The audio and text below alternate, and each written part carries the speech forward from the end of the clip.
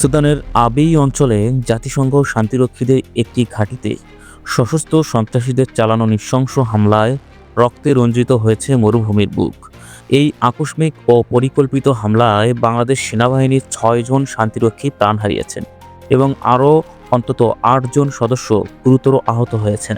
সর্বশেষ খবর অনুযায়ী ঘটনাস্থলের আশেপাশে এখনও থমথমে পরিস্থিতি বিরাজ করছে এবং থেমে থেমে সংঘর্ষের শব্দ শোনা যাচ্ছে। গতকাল শুরু হওয়া এই অতর্কিত আক্রমণ অল্প সময়ের মধ্যেই ভয়াবহ যুদ্ধ অবস্থায় রূপ নেয়। বিস্তীর্ণ মরুপ্রান্তরে এখন বারুদের ঝাঝালো গন্ধ আর টানটান উত্তেজনা ছড়িয়ে আছে।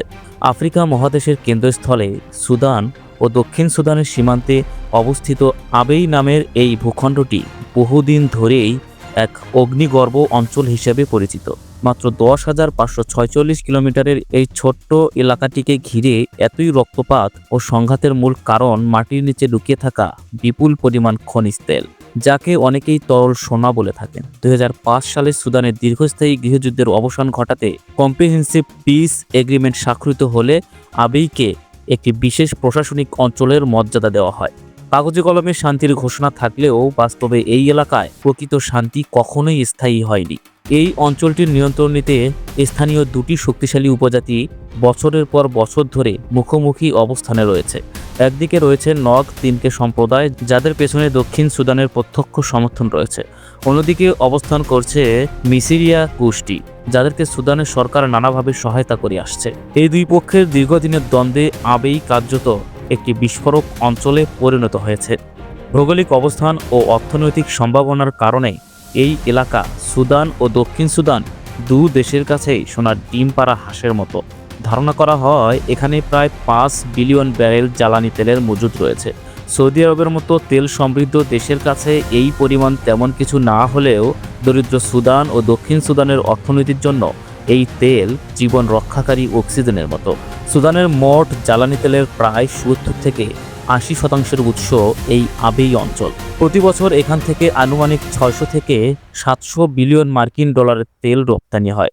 এই সম্পদের দখল নিতে বিবদমান শক্তিগুলো সব সময় মরিয়া হয়ে ওঠে। এই বিস্ফোরক পরিস্থিতির মাঝেই জাতিসংঘের ইউনিসেফা মিশনের অধীনে বাংলাদেশ সেনাবাহিনীর সদস্যরা শান্তিরক্ষার গুরু দায়িত্ব পালন করে যাচ্ছেন।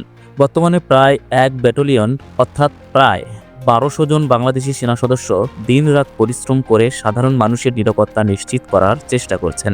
গতকালের হামলাটি যে হঠাৎ কোনো ঘটনা নয়, বরং গভীর ষড়যন্ত্রের অংশ, তা ক্রমেই স্পষ্ট হচ্ছে। মরুভূমির নিস্তব্ধতা ভেঙে হঠাৎ করেই সন্ত্রাসীরা বাংলাদেশি ক্যাম্প লক্ষ্য করে প্রচণ্ড গুলিবর্ষণ শুরু করে। মুহূর্তের মধ্যে চারিদিক থেকে ভারী অস্ত্রের আঘাত আসতে থাকে। প্রাথমিকভাবে ধারণা করা হচ্ছে এই হামলার সঙ্গে সুদানের RSF জড়িত। সংযুক্ত আরব আমিরাতের মদতপুষ্ট এই বাহিনীটি অতীতেও সুদানের বিভিন্ন অঞ্চলে ভয়াবহ মানবাধিকার লঙ্ঘনের জন্য কুখ্যাত। তাদের হাতে রয়েছে অত্যাধুনিক ও ভয়ঙ্কর সব অস্ত্র, অ্যান্টি-ট্যাঙ্ক মিসাইল থেকে শুরু করে আরমান পেনিট্রেটিং ভারী অস্ত্র। এসব নিয়েই তারা শান্তিরক্ষীদের ক্যাম্পের ওপর ঝাঁপিয়ে পড়ে। এই আক্রমণের মূল লক্ষ্য ছিল আবেই এলাকা দখল করা এবং সেখানকার সাধারণ জনগণকে জিম্মি করা। কিন্তু সেই পথে অটল প্রাচীর হয়ে দাঁড়ান বাংলাদেশ সেনাবাহিনীর বীর সদস্যরা। নিজের জীবনের তোয়াক্কা না করে তারা সাধারণ মানুষের নিরাপত্তার জন্য বুক চিতিয়ে প্রতিরোধ করে তোলেন। সন্ত্রাসীরা ভেবেছিল আকস্মিক হামলায় সহজেই ক্যাম্প দখল করা যাবে। তারা বুঝতে পারেনি তারা ভুল জায়গায় আঘাত এনেছে। বাংলাদেশ সেনাবাহিনীর সদস্যরা যে কোনো পরিস্থিতিতে গর্জে ওঠে। এই সত্য তারা দ্রুতই টের পায়। হামলা শুরু হতেই আমাদের সেনারা দ্রুত পজিশন নেয় এবং সন্ত্রাসীদের ওপর ভয়ঙ্কর পাল্টা আঘাত হানে। এরপর শুরু হয় এক রক্তক্ষয়ী সংঘর্ষ। বাংলাদেশি জওয়ানদের সুনির্দিষ্ট গুলি ও কৌশলগত প্রতিরোধে সন্ত্রাসীদের অন্তত ৩০ থেকে ৩৫ জন সদস্য ঘটনাস্থলেই নিহত হয়। বিপুল ক্ষয়ক্ষতির মুখে তারা শেষ পর্যন্ত পিছু হটতে বাধ্য হয়। তবে এই বীরত্বের মূল্যও কম নয়। সন্ত্রাসীদের ভারী গোলার আঘাতে আমাদের ৬ জন সাহসী সেনা সদস্য শহীদ হয়েছেন। এছাড়া আরও ৮ জন সদস্য গুরুতরভাবে আহত হয়েছেন, যাদের মধ্যে ৩ জন নারী সেনাও রয়েছেন। তারা প্রত্যেকেই অসীম সাহসিকতার সঙ্গে সম্মুখ সমরে লড়াই করেছিলেন। আহতদের অবস্থা আশঙ্কাজনক বলে জানা গেছে। নিরাপত্তাজনিত কারণে নিহত ও আহতদের নাম এখনো প্রকাশ করা হয়নি, তবে তাদের পরিবারকে ইতিমধ্যে অবহিত করা হয়েছে। এই ঘটনাটি আবারও স্পষ্ট করে দিয়েছে আধুনিক যুদ্ধের বাস্তবতায় আমরা কতটা পিছিয়ে আছি। জাতিসংঘ মিশনে আমাদের সেনারা সাহসিকতার পরিচয় দিলেও তাদের হাতে পর্যাপ্ত আধুনিক সরঞ্জামের ঘাটতি রয়েছে। বর্তমান বিশ্বে যুদ্ধের ধরন আমূল বদলে গেছে। এখন শুধু সাহস নয়, প্রযুক্তিগত সক্ষমতায় নির্ধারণ করে কে জয়ী হবে। দুঃখজনক হলেও সত্য, আমাদের সেনারা সেই প্রযুক্তিগত সুবিধা থেকে অনেকটাই বঞ্চিত। জাতিসংঘ বহুবার বাংলাদেশকে শান্তিরক্ষীদের নিরাপত্তা বাড়াতে আধুনিক সরঞ্জাম দেওয়ার অনুরোধ জানিয়েছে, কিন্তু নানা জটিলতায় তা এখনও বাস্তবায়ন হয়নি। সবচেয়ে বড় দুর্বলতা দেখা গেছে আকাশপথে প্রতিরক্ষার ক্ষেত্রে। যখন চারদিক থেকে শত্রু ক্যাম্প ঘিরে ফেলে, তখন আকাশ থেকে সহায়তা দিতে অ্যাটাক বা গানশিপ হেলিকপ্টার কার্যত গেম চেঞ্জার হিসেবে কাজ করে। একটি শক্তিশালী অ্যাটাক হেলিকপ্টার মুহূর্তেই শত্রু বাহিনীকে ছত্রভঙ্গ করে দিতে পারে, কিন্তু দুঃখজনকভাবে এই মিশনে এমন কোনো হেলিকপ্টার নেই। এমনকি বাংলাদেশ সেনাবাহিনীর কাছেও বর্তমানে পর্যাপ্ত আধুনিক অ্যাটাক হেলিকপ্টারের অভাব রয়েছে। ফলে আমাদের সেনারা মাটিতে দাঁড়িয়ে সাহসিকতার সঙ্গে লড়াই করলেও আকাশ থেকে কোনো কার্যকর সহায়তা পাননি। যদি এই হামলার সময় আমাদের হাতে শক্তিশালী অ্যাটাক হেলিকপ্টার থাকতো, তাহলে পরিস্থিতি হয়তো সম্পূর্ণ ভিন্ন হতে পারত। শত্রুরা ক্যাম্পের কাছাকাছি আসার সাহসই পেত না এবং এতগুলো তাজা প্রাণও হারাতে হতো না। বর্তমান সময় ড্রোন যুদ্ধের যুগ। শত্রুপক্ষ এখন আকাশের অনেক উঁচু থেকে ড্রোন ব্যবহার করে নজরদারি ও হামলা চালায়। এই হুমকি মোকাবেলায় জ্যামার বা অ্যান্টিড্রোন সিস্টেম এখন অপরিহার্য, কিন্তু আমাদের শান্তিরক্ষী মিশনে এসব প্রযুক্তির সম্পূর্ণ অভাব রয়েছে। ফলে শত্রুরা সহজেই আমাদের অবস্থান শনাক্ত করে পরিকল্পিত হামলা চালাতে পারছে। রাতের যুদ্ধে নাইট ভিশন প্রযুক্তির ঘাটতিও মারাত্মক সমস্যা হয়ে দাঁড়িয়েছে। কিছু ইউনিটের কাছে সীমিত সংখ্যক নাইট ভিশন গগলস থাকলেও তা মোটেও পর্যাপ্ত নয়। মরুভূমির যুদ্ধে রাতে এই প্রযুক্তি ছাড়া লড়াই করা মানে কার্যত চোখ বেঁধে যুদ্ধে নামা। শত্রুরা আধুনিক নাইট ভিশন নিয়ে আমাদের প্রতিটি নাড়াচাড়া পর্যবেক্ষণ করছে, আর আমাদের সেনারা বাধ্য হচ্ছেন সীমিত সক্ষমতা নিয়ে লড়াই করতে। অস্ত্রশস্ত্রের ক্ষেত্রেও বড় প্রশ্ন উঠেছে। যেখানে বিশ্বের আধুনিক সেনাবাহিনীগুলো নতুন প্রজন্মের অ্যাসল্ট রাইফেল ব্যবহার করছে, সেখানে আমাদের অনেক সেনা এখনও BD-08 বা টাইপ 56 এর মতো পুরনো রাইফেল ব্যবহার করছেন। এসব অস্ত্র দিয়ে আধুনিক হেভি মেশিনগান বা অ্যান্টি আর্মার অস্ত্রের মোকাবেলা করা অত্যন্ত কঠিন।